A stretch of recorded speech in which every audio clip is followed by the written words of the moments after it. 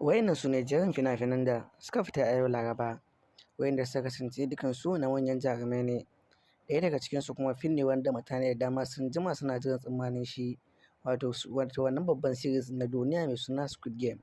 Shi ne wanda aka sa mai suna Caca-Rai. Wannan fim ya riga da ya fito kuma sannan Sultan ya fara fassara shi ɗaya bayan ɗaya. Fim ne wanda ya yi matuƙar kyau, to wanda ya kalli na yaren Koriya zai so a ce ya kalli na Hausa idan mutum na buƙata ga Caca-Rai nan. Sa'annan tare da fim ɗin babban jarumi wato Salman Khan da kuma babban jarumi Akshay Kumar, fina-finansu mai suna Gunji da kuma Ƙudurin Mutuwa. Ga duk mai buƙatar dukkanin wani fassara mai matuƙar kyau, inda ya fassara Sultan, Algaita da kuma sauran kamfanonuwa, ga lambar wayarmu nan ya ɗauka ya mana magana ta Telegram ko kuma dai ta WhatsApp, amma dai officially dai fina-finanmu muna tura su ne a cikin Telegram, saboda nan ne kaɗai ya fi sauƙin turawa da kuma saukewa da kuma kallon abinka a cikin shafinka ba tare da ka sha wahala ba. Nan ne kaɗai aka samu dukkanin inda kake buƙata. Sannan muna da tsarika kamar da muka muku talla.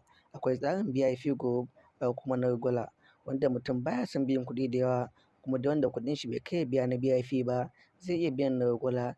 VIP shine na wata, wato regular kuma shine na dukkanin sati. In fim ya fita za ka samu fina-finai masu kyau a cikin wannan sati wanda suka fi kowanne kyau. Regular VIP kuma a wata ka samu dukkanin wani fim wanda ya fita mai matuƙar kyau, wanda kake jima kana jiran tsammanin shi. Wannan fina-finai guda uku ba wai su kaɗai ne ba, akwai wasu da dama birjik ga mai buƙata. Magana kawai za ka yi domin samun shaidar kallon fina-finai masu matuƙar kyau wanda suka kasance fassarar Sultan ko Algaita. Algaita ma dai a halin yanzu ya fara fasowa domin yana yin fassara sosai ba ɗan kaɗan ba. Haka ma dai Sultan kamar da kuka sani, musamman wanda suke Algeria, Libya da sauran ƙasashe na ƙetare kuma suna jin harshen Hausa suna buƙatar fina-finai.